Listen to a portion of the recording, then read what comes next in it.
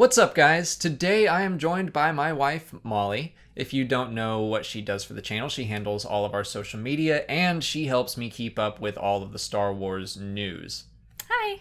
So, yesterday, Star Wars Newsnet put out a major article about Lucasfilm's plans for the future of Star Wars. As of right now, it's all rumors. It comes from an unknown source within Lucasfilm, so nothing is confirmed, but Star Wars Newsnet has a very good reputation when it comes to this stuff, so I think it's worth discussing, and that's exactly what we're going to do. Molly's going to take us through the article piece by piece, and then we will offer our thoughts on every major topic. So, Molly, what's first? Well, the source claims that Lucasfilm has plans for 3 films after Episode 9. The first of them being an Obi-Wan Kenobi film starring Ewan McGregor. This would be a single movie, not a trilogy, which has been rumored in the past. There are also whispers that Gareth Edwards could return to direct, but that the writers and producers would be different. So, of course I want this. Every fan wants this. We've all been clamoring for it. Ewan McGregor has said that he's on board, so this to me is an absolute no-brainer. Yeah, people ask him in interviews all the time if he's coming back to Star Wars. So, yes, this is like the least surprising thing that could have happened. What does surprise me a little bit is them saying that Gareth Edwards would be back. Not that he did a bad job with Rogue One or anything, it's just that I think he said that he was going to be done with Star Wars. And with all the reshoots and everything, that just seems a little surprising to me, but I would welcome him back. I like Rogue One, so yeah. I think he could do a good job. Catherine Kennedy said that she thought that he did an amazing job and wants him back. And as the guys on the Collider Jedi Council said, he played ball. When they came in for the reshoots, when they brought in more writers, he didn't complain. He stuck with it, and he did an amazing job promoting the film. So there are reasons that he would return, I guess. So let's get back to an Obi-Wan movie. Right. What would it be about? I have no idea. I mean, they have been talking about his previous story in the comics and now in Star Wars Rebels. They're covering a lot of stuff. Most of it, I think, has happened around Luke's age of like 10. So my guess would be that if they're going to do this, it would be earlier in his exile. We might get into kind of his training, how he learned to become a Force ghost, so maybe it would go along those lines. But I imagine it would be a very intimate film. Could just be him in the desert. Yeah, I don't think we would ever leave Tatooine. I don't think Obi-Wan would leave Luke for any reason, because that is his life's purpose now. So I think it would, just be him, maybe dealing with like gangsters or Tusken Raiders. But again, that's stuff we've seen in the comics, so I just don't know what the story would be. Yeah, I mean, I think it would be mostly him in the desert, maybe even some flashback scenes.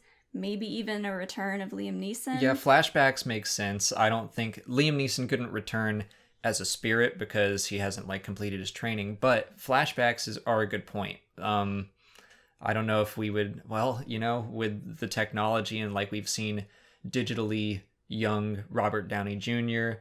And who was Ant-Man, Michael Douglas, like we've seen that they have the ability to de-ageify someone. I don't know what the term for that. Make them look younger. Right, yeah. So maybe we could see something like that with young Obi-Wan where he's just revisiting key points in his past. Who knows? Also, Ewan McGregor still looks pretty good. Also that. He could pass as his former self. Yeah. I think we've covered the Obi-Wan movie enough, so what is next? The second film mentioned is the Boba Fett movie that was almost announced back in 2015, but it was replaced by the Han Solo film. This wouldn't specifically be about Boba Fett. It's not an origin story or anything, but it would be more of an ensemble film with multiple bounty hunters on an adventure. So to call it a strictly Boba Fett movie isn't quite accurate. Again, this one's not a huge surprise. We knew that there was a Boba Fett movie in development. That's not a secret. It was just, I guess, delayed. But I like that they're saying it's not a Boba Fett movie in the strictest sense. Like, I've said over and over that I don't want just these individual character movies like the Han Solo movie, and now we're getting an Obi-Wan movie. And both of those, especially the more I learn about the Han Solo movie, I'm more excited about that. And I'm sure I would get excited about a Boba Fett movie too. but I like that they're saying it's a bounty hunter movie, not a Boba Fett movie. And the idea of all of them either working together or working towards like the same goal. I guess the first thought that popped into my head was a movie like Smokin' Aces, where a bunch of different bounty hunters or assassins are sent after the same high profile target and they're all competing to get there. It reminded me of what happens in Shadows of the Empire, where all of the bounty hunters kind of team up to go against Boba Fett and try to steal Han Solo and Carbonite so they can take the bounty for themselves. Yeah, I really like the idea of a heist kind of like movie. I'm thinking like Italian Job, maybe even like Guardians of the Galaxy, where you have a bunch of criminals that end up having to work together. Yeah, I think that's a pretty good analogy. I think it's important that where in Guardians of the Galaxy they learn to come together and be a team. I think the exact opposite should happen in a bounty hunter movie. I think it should always be about like maybe they're betraying each other one by one, who's going to break first. I don't think at the end, for the most part, they should be on the best terms, especially if Boba Fett is in the mix. Like, I guess in Empire's End, Dengar, he's a part of a team. Embo's a part of a team. And by the way, like, this would be an amazing chance to have Embo and Cad Bane go from animation to live action. That would be very cool. But as far as tone, I would like it if they were not on the best terms at all times. It's always like the potential of one character backstabbing another. Right. But it could be very cool and a lot of fun. So what's the last project? So the final project mentioned is a love story aimed at young adults. It would be a tragedy, not unlike Han and Leia's story in Empire. The source says this would be the first major step toward getting a Star Wars movie directed by a woman. Okay, obviously this is going to be the one that has the most controversy surrounding it. I'm usually an optimist, and I'm still optimistic about this idea, but cautiously optimistic. I am glad that they're exploring different genres. I think they need to do that to avoid a yearly movie becoming stale. And really the thing is, I'm not alarmed about this because we know that a young adult love story set in Star Wars can work, because Lost Stars is a young adult love story. That book turned me into a 12-year-old girl. I have never shipped two characters harder in my life than when I was reading that book.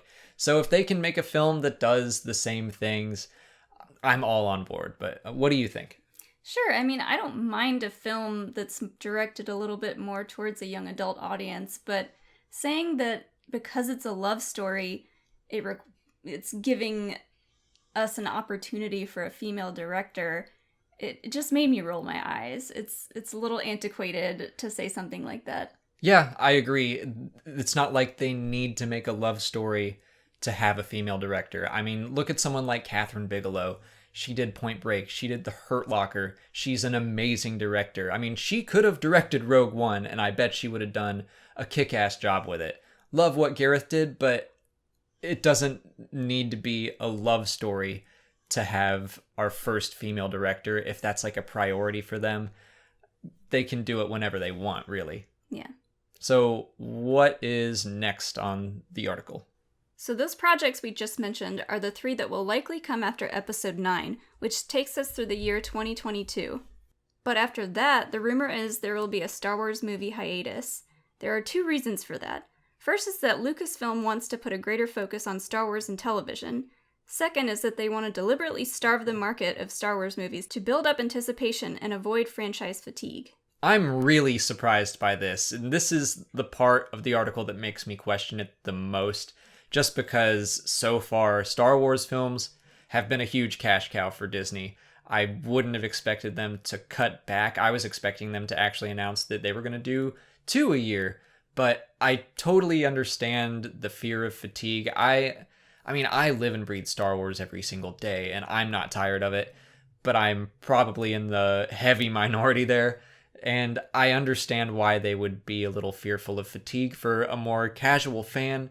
What do you think about all this? I mean, I get the idea of fatigue for the majority of Star Wars fans. 1-2 movies a year could eventually get a little tiring.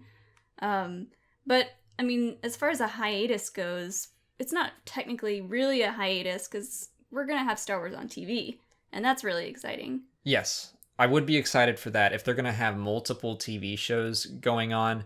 I mean, at the same time, like if they're worried about fatigue, they're now going to put out 2, maybe 3 television shows. And of course, we're still going to have books. We're still going to have comics. Like there's still a pretty abundant source of Star Wars content. So I don't know that cutting back on movies is going to change anything, but I don't know. We're just going to have to wait and see on that. And we might not know the truth of this for another 5 or 6 years. So right. Who knows? But there is a reason that they're saying that they want to starve the market a little bit. And what is that reason? Well, the reason they want to starve the market for a bit is supposedly because they have a 4th trilogy in mind, episodes 10, 11, and 12. That does not surprise me at all. The way I see it, the episodic films are going to be the big moneymakers for Disney. Not that the Star Wars stories won't do well, I just think there's going to be more excitement generated around episode 8 and then episode 9 for the more casual fans, that we're going to get to revisit the characters from a familiar story. And like, I mean, I'm incredibly excited to see Finn and Rey and Poe and Kylo again, so I'm sure the next sequel trilogy will focus on new characters and they want to keep it like a generational thing. All that makes sense. But yeah, not surprising that they're going to do another trilogy. So would this trilogy still be part of the Skywalker saga? That's tough to say. They're saying that every saga film is going to have something to do with the Skywalkers. I mean, we don't know right now where Rey comes from. I mean, technically, Kylo Ren is a Skywalker. He's from the Skywalker line, so he could be involved in the sequel trilogy. But they could abandon that altogether and just tell a new trilogy story. We don't know. They could set something up in episode 9. Yeah, absolutely. It's just too early for us to tell right now. Yeah. But that is just about it for the article. If you want to read it for yourself, there is a link to it in the description. Again, this is all rumor right now. Take everything we just said with a grain of salt, even if it is coming from a pretty reliable source. Nothing is confirmed, and it won't be confirmed until Lucasfilm makes some sort of official announcement. But hey, Celebration is right around the corner. We'd love to hear what you guys think about all of these rumors, though, so leave your thoughts in the comments below. And we've never really done a video like this, just the two of us discussing news, so if you liked it, if you didn't like it, just let us know your thoughts on this format as well. But that's it for today. If you haven't already, please subscribe to the channel to keep up with Star Wars news and lore videos every single day. Follow us on Twitter, Instagram, and Facebook, and consider checking out our Patreon page. As always, thanks for watching. And may the Force be with you. We got Biggs yawning in the microphone. Thanks, Biggs. You're being so helpful.